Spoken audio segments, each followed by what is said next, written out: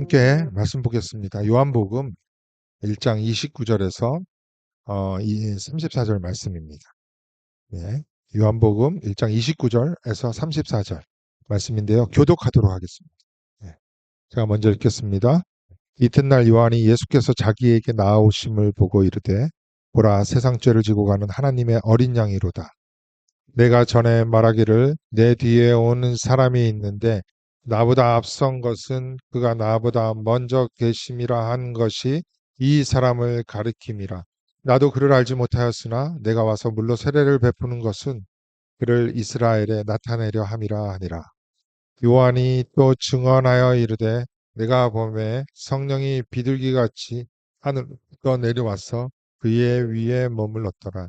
나도 그를 알지 못하였으나 나를 보내어 물로 세례를 베풀라 하신 그이가 나에게 말씀하시되 성령이 내려서 누구 위에든지 머무는 것을 보거든 그가 곧 성령으로 세례를 베푸는 이인 줄 알라 하셨기에 내가 보고 그가 하나님의 아들이심을 증언하였노라 하니라. 아멘.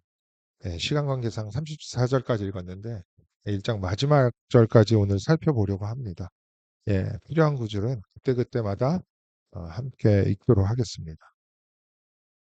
지난주에 우리는 하나님께로부터 보내심을 받은 자와 세상으로부터 보냄을 받은 자의 시선과 생각이 얼마나 극과 극을 향하는지를 살펴보았습니다.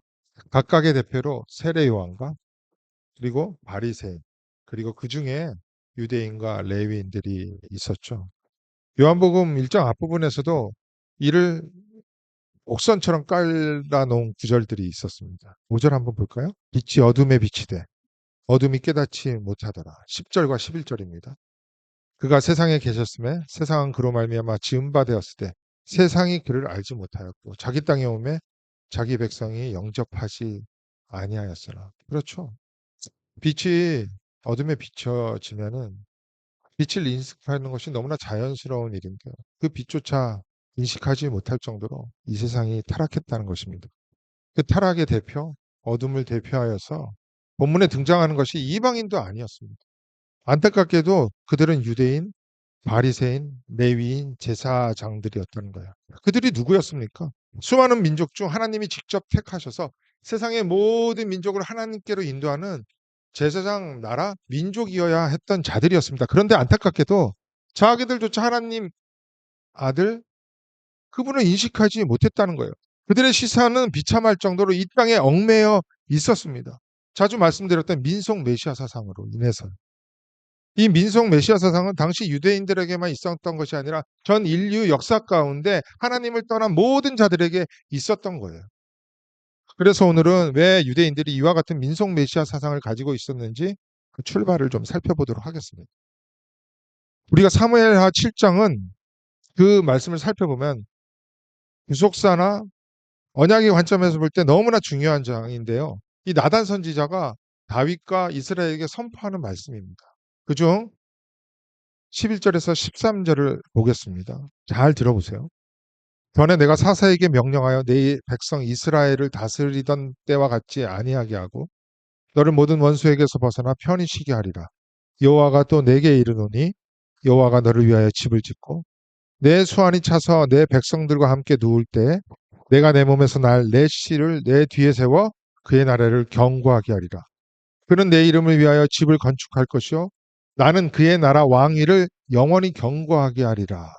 이 말씀 사무엘하 7장 이 정도는 좀 기억하셨으면 좋겠습니다. 여호와의 말씀이 다윗의 왕조를 통해 하나님 나라 그 영원한 나라를 세우겠다고 하죠. 그리고 다윗 왕의 대를 이은 솔로몬 때에 이 말씀이 이루어지는 듯 했습니다. 열왕기상 4장 24절에서 25절 볼까요? 솔로몬이 그 강, 유브라데 강이에요. 건너편 딥사에서 가사까지 모두 그 강 건너편 왕을 다스렸습니다.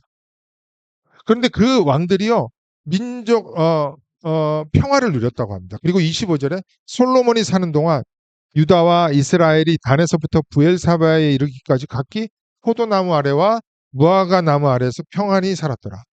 솔로몬 통치의 번영은 아브라함에게 했던 약속이 성취되는 듯 보였습니다. 여호와께서 지시한 땅에서 정말 만족과 번영과 안정과 영원한 살람이 이루어지는 듯 했죠.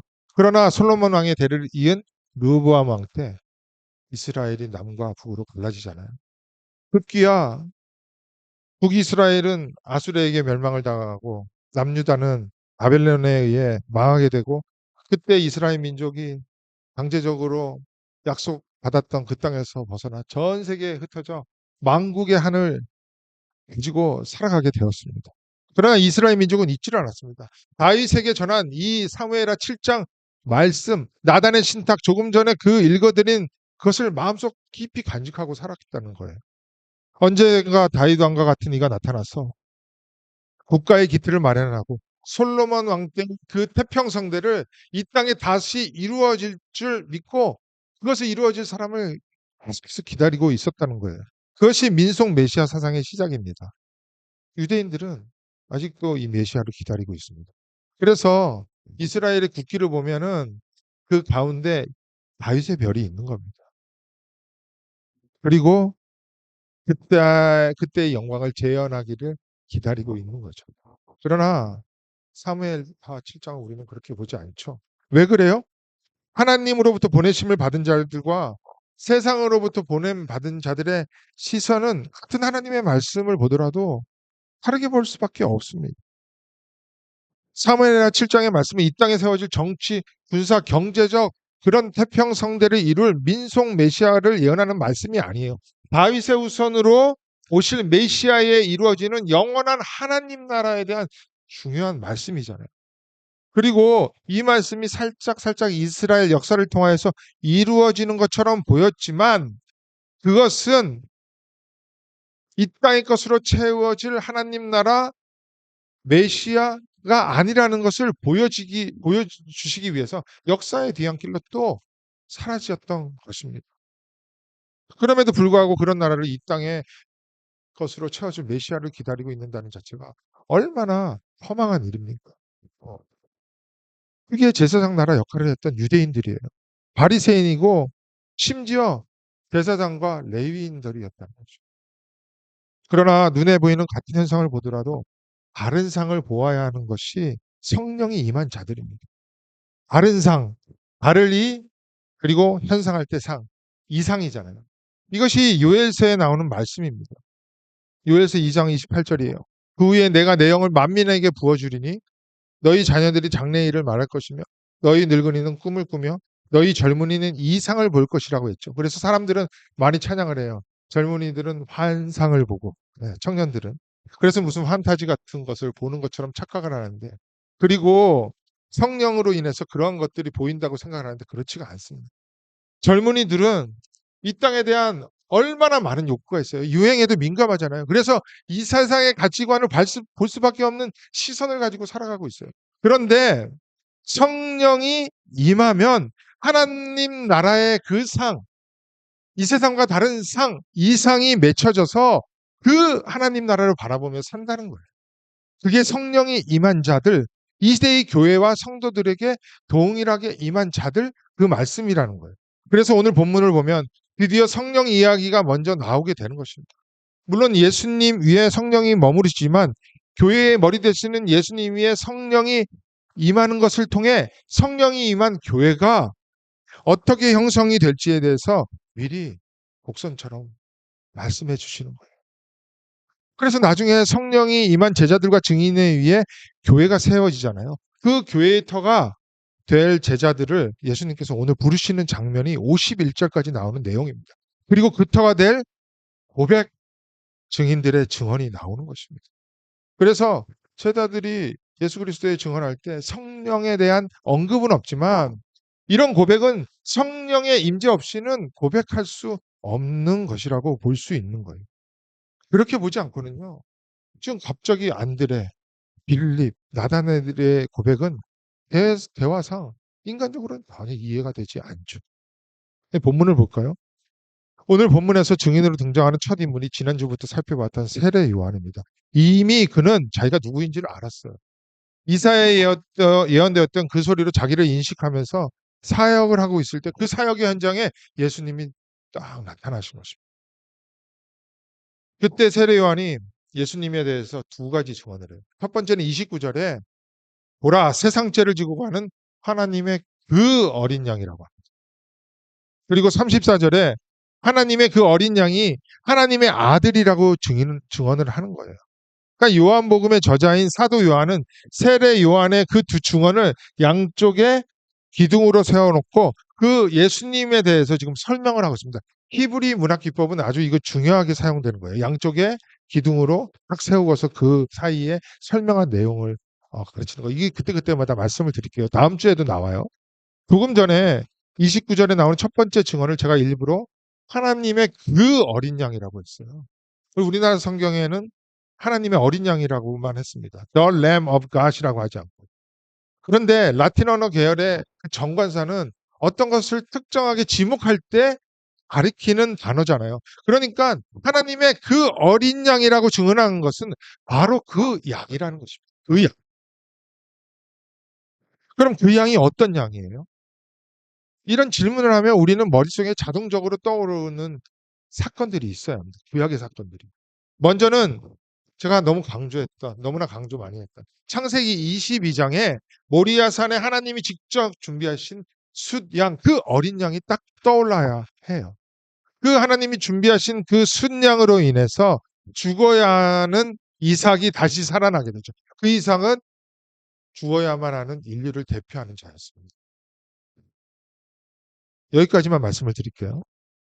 이렇게 구약의 어떤 사건이나 인물을 통해서 예수 그리스도와 연결하고 예수 그리스도를 미리 보여주는 것이 지난주 성경 공부 가운데 질문이 나왔던 예표령이에요. 이런 것이 종종 나올 때마다 말씀을 드릴게요. 그리고 두 번째는 6월절에 그 어린 양이 기억나야 돼요. 세상의 힘에 사로잡혀 있던 하나님의 백성 이스라엘이 그곳을 떠나 하나님 나라를 상징하는 가나안으로 향할 때 결정적인 역할을 한 것이 어린 양의 그 피입니다. 그 어린 양이라는 거예요. 세 번째는 이스라엘 백성들이 자신들의 죄를 용서받기 위해 각종 제사를 드릴 때, 특히 속죄제를 드릴 때 어린 양으로 뱀을 삼잖아요. 그 어린 양을 말하는 것입니다. 그 어린 양이 바로 지금 세례 요한 앞에 나오는 바로 그 어린 양이라고 하고 지금 세상 죄를 지고 가고 있는 중이다라고 말씀하고 있는 것입니다. 자신들의 역사 속에 수없이 등장했던 그 양들이 세상 죄를 지고 가는 하나님의 아들, 그 어린 양을 미리 보여주고 있었는데 그 양이 지금 오셨다는 거예요. 이것이 세례 요한의 증인입니다. 그런데 31절과 31절 앞부분, 33절 앞부분을 보면 자기가 지금 그 증언하고 있는 이가 누구인지 몰랐다고 하는 거예요. 세례 요한이. 이게 무슨 말이냐? 세례 요한과 예수님은 친척 관계였죠. 이종사촌 관계였어요. 세례 요한이 예수님보다 6개월 먼저 태어났고 어릴 때 같이 자랐을 거예요. 친척 관계였으니까. 그러니까 이게 몰랐다는 이야기가 무슨 말이냐면은 인간적으로는 알았지만 내 사촌 동생인 예수가 구약에서 예었던 그 어린 양인지 몰랐다는 말이죠. 그런데 세례 요한에게 나오는 예수님의 성령이 비둘기처럼 내려앉아 있는 모습을 보고 세례 요한 역시 이 광경을 성령에 의해서 목격하고 바로 그 어린 양이 나의 사촌 동생 예수구나라는 말씀입니다. 33절 34절 보세요. 나도 그를 알지 못하였으나 나를 보내어 물로 세례를 베풀라 하신 그이가 나에게 말씀. 이게 누구예요? 6절에 말씀하신 나를 보내신 하나님입니다. 하나님은 구약 때 어떤 구속사적인 사건을 이루기 위해서 한정적으로 일시적으로 그 자에게 임시적으로 성령이 임하게 하여서 당신을 사역하게 했는데 지금 그 일이 일어났다는 거예요. 세례 요한에게 하나님께서 성령을 보내셔서 진짜 누구인지 알아보게 했다는 것입니다. 그래서 34절 계속 볼까요? 성령이 내려서 누구 위에 머무르는 것을 보거든 그가 곧 성령으로 세례를 베푸는 이인 줄 알라 하셨기에 내가 보고 그가 하나님의 아들이심을 증언하였노라. 그래서 마지막 선지자였던 세례 요한에게 구약 때처럼 성령이 임하셔서 예수를 알아보게 한 것이고 그리고 예수를 진짜 제대로 증언하게 되었다는 말씀입니다. 세례 요한은 그 다음 날에도 자기의 두 제자에게 계속해서 증언을 하죠. 여러분의 성경책 36절을 보시면 예수가 거니시는 그것을 보고 하나님의 그 어린 양이라고 또 증언을 해요.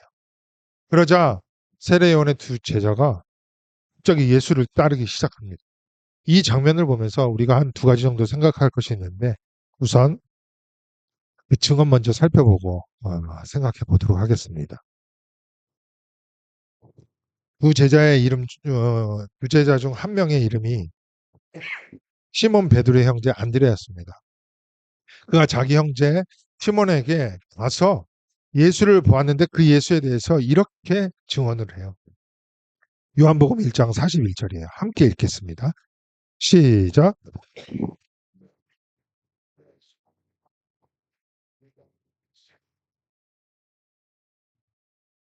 네. 메시아는 번역하면 그리스도라. 여기까지 성경에 나와 있어요. 예. 메시아가 어떤 의미인지 다 알고 계실 거예요. 잠깐 그러나 정리해 드리도록 하겠습니다. 메시아라는 것은 기름 부음 받은 자라는 뜻을 가진 히브리어입니다. 구약을 보면 하나님께서 당신의 종을 세울 때 기름 부음을 기름 붓는 의식을 합니다. 특별히 그들은 누구였어요? 왕과 제사장 선지자였습니다. 그래서 그때는 메시아를 지칭하기를 고유명사처럼 지칭하지 않고 일반 명사처럼 보통 명사처럼 사용했습니다. 그러니까 지금처럼 메시아 하면 바로 우리가 떠오르는 그분 고유명사가 아니었다는 거예요. 그래서 바벨론으로 표로로 잡혀갔을 때 바사왕 고레스가 이스라엘 백성을 다시 보내잖아요. 그때 그 바사왕 고레스를 일컬어 메시아라고도 하는 거예요. 그러니까 보통 명사처럼 쓰여진 겁니다. 그런데 이 메시아라는 단어가 점차 종말의 구원자를 지칭하는 고유 명사가 돼요. 그래서 나중에 제자들이 예수를 그리스도 메시아라고 한 것은 물론 기름 부음 받은 종이라는 의미도 있지만 종말의 구원자로서 하나님에 의해 세움을 받은 그 종이다라는 의미로서 사용한 것입니다. 그렇기 때문에 예수님 이후에는 왕, 선지자도 없었지만 왕들을 일컬어서 메시아라고 하지도 않았어요. 본문에서 베드로의 형제 안드레가 고백한 메시아는 지금 말한 종말론적인 메시아 고유 명사로 고백했던 것으로 보여요. 그래서 사도 요한은 메인성 메시아를 기다리고 있었던 유대인들과 대조를 이루기 위해서 이 종말론적인 메시아를 증언하고 있었던 거예요. 이것이 두 번째 증인 안드레의 증언입니다. 그런데 예수 그리스도에 대한 이런 증언도 중요하지만 이 부분은 증언의 내용에 담겨져 있는 스토리가 좀 더 중요하다고 생각을 해요. 아까 두 가지 정도라고 했는데 첫 번째가 자기의 제자들을 예수를 따르게 하는 세례 요한의 모습이고 두 번째는 그 제자들이 예수를 따르는데 무엇을 위하여 따르는지 그 내용이 나오고 있어요. 먼저 세례 요한이 자기의 제자들에게 예수를 하나님의 아들이라고 하고 그 어린 양이라고 증언하면서 예수를 따르게 합니다. 그런데 실제로 세례 요한은 그 당시에 매우 영향력이 있는 인물이었어요. 문화의 제자들도 엄청나게 많았습니다. 그렇기 때문에 세례 요한은 유력한 자로서 그때 당시 누릴 수 있는 것을 다 누리면서 살 수 있는 자였습니다. 그러나 자기에게 주어진 소리, 역할의 삶을 살면서 자기를 따르는 자들조차 소리가 나타내는 실제를 향할 수 있도록 인도했다는 거예요. 그러니까 바른 영적 리더의 역할이 바로 여기 있다는 것입니다. 그러니까 영향력이 생기고 주목을 받으면 아니 그리 아니야 할지라도 예수를 증거하며 살아야 할 수많은 영적인 리더 우리들도 마찬가지입니다. 여러분들도 예수님께 모든 것을 향하게 해야 한다는 거예요. 우리의 삶뿐만 아니라 우리 주변의 사람들. 그런데 그 영광을 가로채는 사람들이 너무나 많죠. 예수보다 나에게 주목되기를. 그러나 우리는 이 말씀을 보면서 수많은 자들을 예수께로 인도해야 하는 등인으로서의 삶을 살아야 한다는 것을 잊지 않아야 한다는 거예요. 목사뿐만이 아닙니다. 모든 증인된 그리스도인의 삶을 말하는 것이죠. 또한 우리가 살펴볼 것은 예수를 따르고자 하는 목적입니다. 자기 스승인 세례 요한의 말을 듣고 예수를 따르는 그 제자와 예수님의 대화 속에서 예수님을 따르고자 하는 확실한 목적이 나와요. 38절 한번 볼게요. 예수께서 돌이켜 그 따르는 것을 보고 물으시되 예수님이 말씀하십니다. 무엇을 구하느냐? 이 제자들이 말이에요. 그 다음에 이르되 랍비여 어디 계시오니까 하니 랍비는 번역하면 선생이라. 예. 예수님이 자기를 따르려고 하는 두 제자에게 묻습니다. 너 나에게서 무엇을 얻고자 해? 혹시 저 유대인들처럼 이 땅에서 살아갈 복을 채워줄 그 사람을 그것을 얻고자 따르려고 하는 거 아니야? 이런 질문을 했을 때 제자들이 뭐라고요? 선생님, 우리가 이런 거 저런 거 얻겠습니다. 그것을 목적으로 따릅니다. 라고 말한 것이 아니라 선생님 계시는 곳이 어딥니까? 그곳에 나도 있겠나이다. 라고 대답하는 거예요. 그러니까 주님의 제자, 그리스도인 증인은 예수가 주시는 그 어떤 것을 추구하는 자들이 아니라 오직 주님이 어디를 가시든지 주님과 함께하는 것을 원하는 자라는 거예요. 임마누엘이 이루어지는 삶을 살아가는 자들이 제자라는 말입니다. 그렇다면 이제 본문에 나오는 세 번째 증인인 빌립과 나다나엘이 한 증언을 살펴보도록 할게요. 참고로 말씀드리는데 나다나엘은 12명의 제자들 중에 한 명인 바돌로메라고 보는 것이 가장 유력한 견해예요. 요 내용이 있는데 요것은 생략하고 나중에 기회가 되면 좀 말씀을 드리겠습니다. 예수님이 빌립을 만나 이렇게 말씀하십니다. 나를 따르라고 하죠. 이때 빌립이 어떤 반응을 했는지 직접 언급을 하고 있지 않지만 빌립은 자기를 부른 예수에 대해서 나다나엘에게 가서 이렇게 증언을 해요. 이 증언을 보아서 예수를 따라 나섰다고 우리는 추측할 수 있습니다. 1장 45절이에요. 빌립의 증언입니다. 보세요. 빌립이 나다나엘을 찾아 이르되 모세가 율법에 기록하였고 여러 선지자가 기록한 그 이라고 하잖아요. 그러니까 메시아를 말하는 거예요.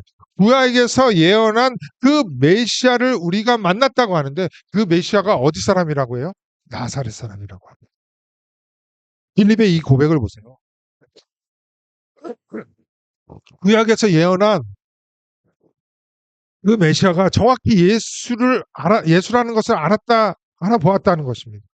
이것이 성령이 일시적으로 임재하여 그를 보게 한 것 아니라면 어떻게 45절과 같은 증언을 할 수 있었다고 볼 수 있을까요? 그렇죠. 그런데 친구 빌립이 이런 증언을 했을 때 나다나엘이 뭐라고 해요?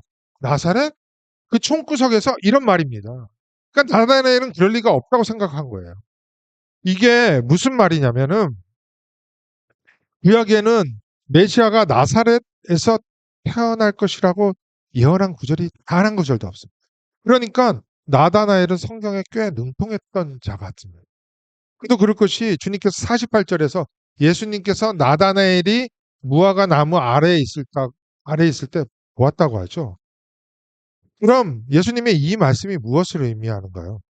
그러니까 무화과 나무는 설교의 초반부에 열왕기상 4장에서 살펴보았듯이 그러니까 무화과 나무 아래에서 살았더라. 무화과 나무는 이스라엘의 번영을 상징하는 나무이기도 했습니다. 그러니까 무화과 나뭇잎은 또한 풍성했기에 그러니까 팔레스타인 그 뜨거운 햇빛을 가려줄 그늘을 많이 제공했다고 합니다. 그래서 그 아래서 랍비나 성경 교사들이 구약을 묵상하고 기도를 하는 기도 장소였다고 해요. 이게 랍비 문헌들의 증언입니다. 나다나엘이 그곳에 있었다는 것은 늘 구약과 율법을 가르치거나 배우고 기도하기 위해서 그곳에 있었다는 것 아니에요?